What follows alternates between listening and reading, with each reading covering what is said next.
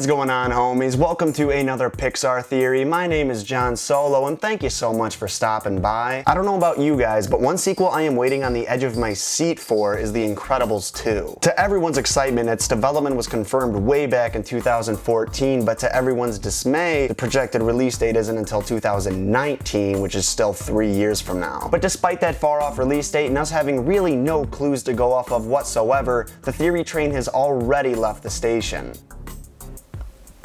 That was a stupid way of saying that. You guys have already sent me a plethora of ideas that you have for the sequel's plot, and there are other theorists out there covering the subject as well. The problem with this though is we really don't have anything to go off of, so it's extremely difficult to make an educated guess about what the sequel story will be. However, a few of you have requested that I cover a theory that's been making the rounds lately that hypothesizes about one of the story elements, specifically the villain that the Incredibles family will be taking on. Before you comment down below, John, it's obviously the Underminer. Who else would it be besides the Underminer? That's my impression of people who comment things before they actually finish watching the video. Remember that the Underminer story was actually wrapped up in a video game, so there's no way that it would be him. And with his elimination, we're left with no one, really. Outside of the Incredibles family, there aren't many existing characters for us to hypothesize about, unless the villain is going to be a member of the Incredibles family. This theory states that this may actually be the case. Some believe that the next supervillain is going to be Dash.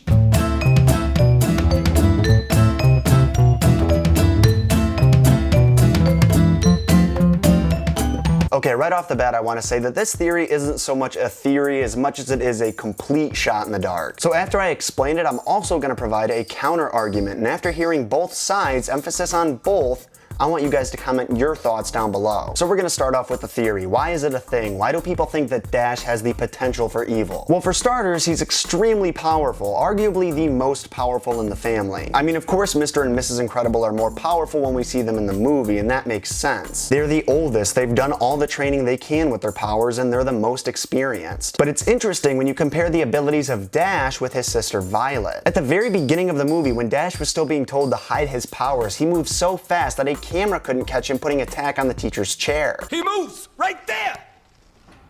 Wait. Right there.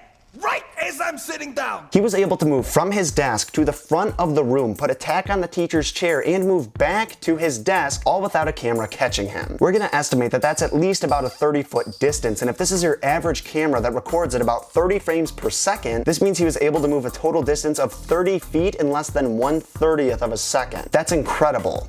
Pun absolutely intended. Compare this to Violet, who a little bit later in the movie isn't able to make a big enough force field to protect their airplane from the incoming missiles. Do it now! Abort! Abort! Abort! Abort! Abort! Abort!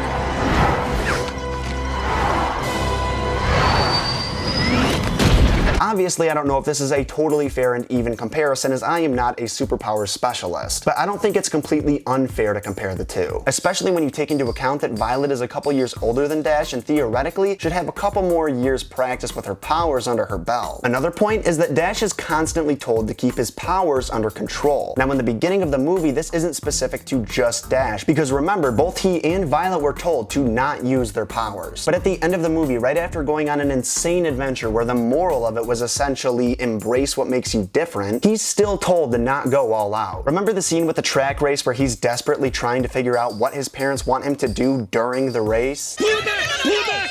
Pace it! Slow down just a little bit! Don't give up! Make it close! 50 seconds! He's obviously the fastest kid out there, and they still don't want him to get first place. We, the audience, can all understand why, but to Dash, who has shown from the beginning of the movie that he just wants to embrace himself, being forced to contain himself to such a degree could take its toll after some time. After a while, he could decide that enough is enough. Moving on to the next point, if Toy Story 3 is any indicator of how Pixar does their sequels, then the fact that there is a huge gap between the first and second Incredibles movie means there's likely going to be a pretty big gap on the movie's timeline. The sequel could take place up to a decade after the first movie came out, and if that's the case, Dash could be a teenager, and teenagers are known to be a rebellious sort. At the age of 10, he's already pretty rebellious, and this is likely before he hits puberty and his hormones start going haywire. Imagine at the age of 17, 18, 19 what he'd be capable of. Instead of putting a tack on the teacher's chair, he could decide that he wants to rob a liquor store, and it's not like the security cameras are gonna catch him. Another factor that could lead to Dash's downfall is the fact that he wasn't even punished as a kid when he did rebel. Remember the dinner scene where he comes clean to his dad about the trouble at school, Bob was more impressed at how fast Dash was going than worried about him getting in trouble. They caught you on tape and you still got away with it? Whoa! You must have been booking. How fast do you think you were going? Receiving the attention he so clearly desires from his father when doing something negative, and the attention being actual praise, may result in him acting out even more. The last point I want to make is an interesting comparison between Dash and Buddy Pine, aka Young Syndrome. Remember how Buddy referred to himself as Incredible and wanted more than anything to be Mr. Incredible's sidekick and was completely rejected? Cool, ready for takeoff. What the? Who are you supposed to be? Well, I'm Incrediboy. He felt the need to take on supervillains like Mr. Incredible, but unlike him, he acted impulsively and never took a step back from the situation to actually think about what the best course of action might be. As a result, mistakes were made and Mr. Incredible wanted nothing to do with him. So to connect all the points that I've previously mentioned, there's actually a lot of similarities between Dash and Buddy, the impulsivity and desire for Mr. Incredible's attention to name a few. With this in mind, is it so difficult to believe that Dash could find himself going down the same path as Syndrome?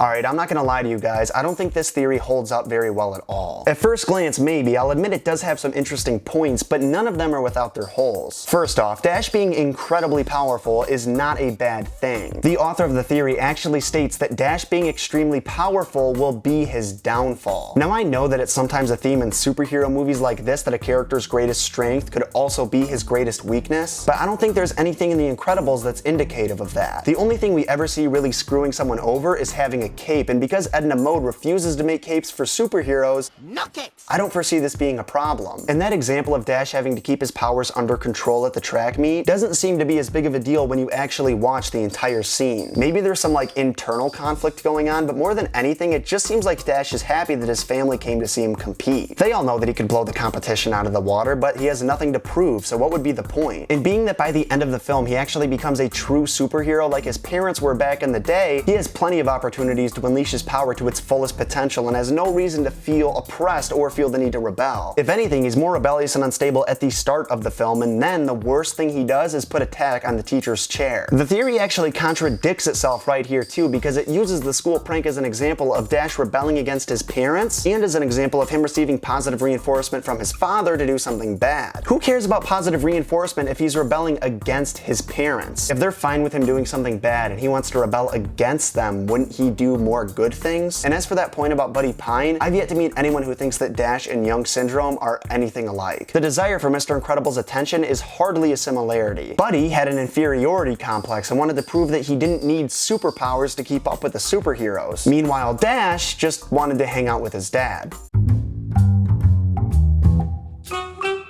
In my opinion, it's very unlikely that Dash is going to be the bad guy in Incredibles 2. Not just because of the lackluster evidence, but because I don't think Brad Bird would do that to us. Brad Bird, the director, knows how much the audience loves and cares about The Incredibles, and I don't think he would wait 15 years to release a sequel just to make one of the most beloved characters in the movie evil. That's just my opinion, but I think that's a pretty huge risk for him to run. Now I want to hear what you guys think. Do you agree with this theory? Do you not agree with it? If you don't, do you have any ideas who the villain in the sequel might be? Kari McKean, for instance? I'm Kari, the babysitter. Be sure to comment your opinions down below. Hit that like button if you enjoyed this video. Hit that share button if you know someone else who would too. If you're new around here, click subscribe for weekly Disney and Pixar content. Thank you once again for stopping by, and I hope to see you soon.